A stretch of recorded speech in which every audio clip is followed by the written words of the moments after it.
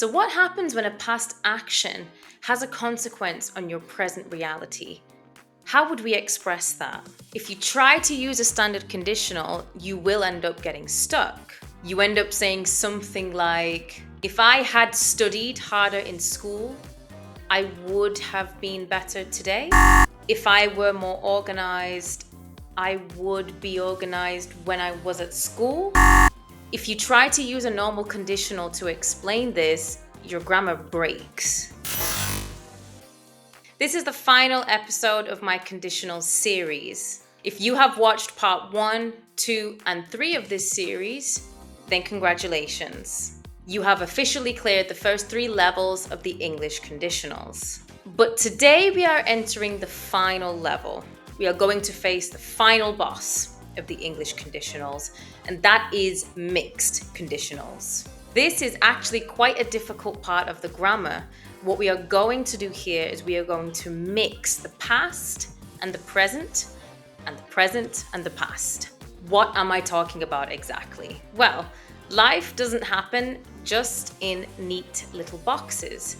Decisions that you made yesterday, or last week, or last year, things that you did or things that you didn't do in the past can have a consequence in the present. And a present characteristic, the type of person that you are now and always, could have had an impact on an action in the past. Today we are going to look at how we can blend these two, how we can mix them so that our English sounds more advanced, more fluent, and more natural. Hi guys, welcome to my channel.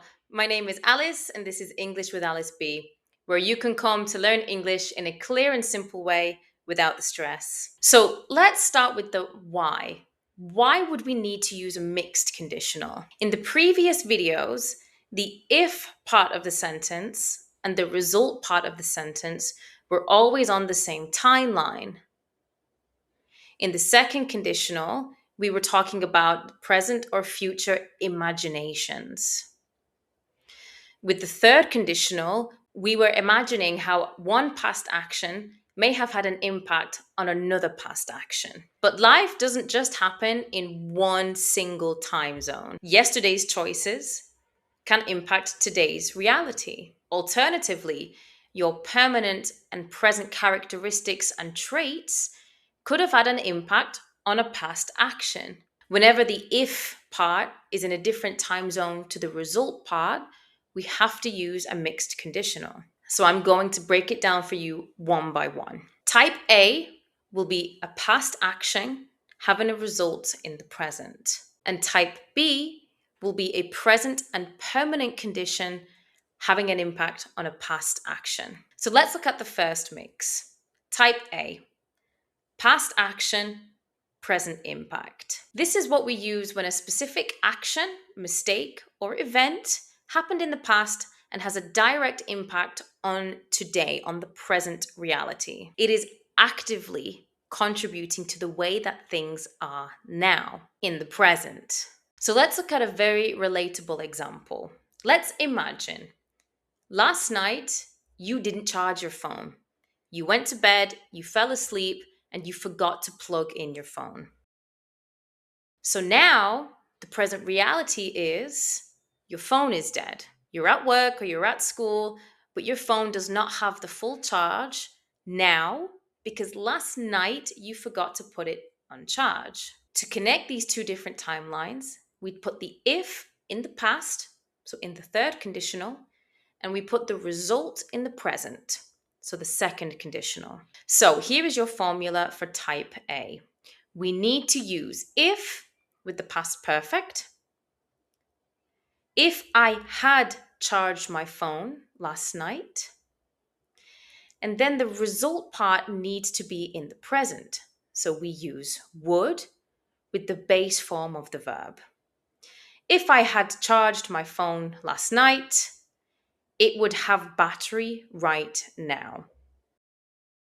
See how beautiful that is? One half is in the past and it's blended perfectly with the part in the present. Let's look at another example. Following that same formula, if she hadn't missed her flight yesterday, she would be in Paris right now.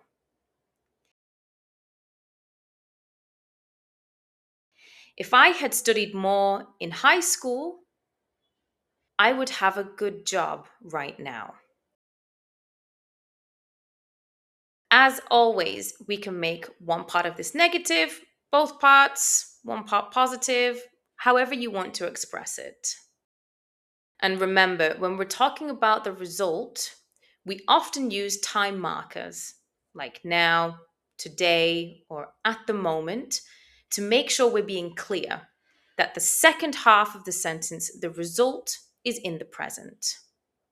If I had eaten earlier, I wouldn't feel hungry right now. If I had had more sleep last night, I would feel better today. So there you have it. It's actually quite simple. A past action having a clear and direct impact on a present reality. So now let's look at the other way that we can do this. Type B, a present and a permanent condition and a past result. We need to swap some things a little bit. So first, let's look at the formula. To build this sentence, the if part of the sentence needs to come from the second conditional because this is what we use to describe a present and ongoing general state. So we have if with the past simple. Remember from our second conditional video, even if we're talking about a present state, we have to use the past simple. For example, if I knew how to cook, I'm using the past simple if I knew because I'm talking about a general ability in the present. If I knew how to cook, I would have made dinner last night.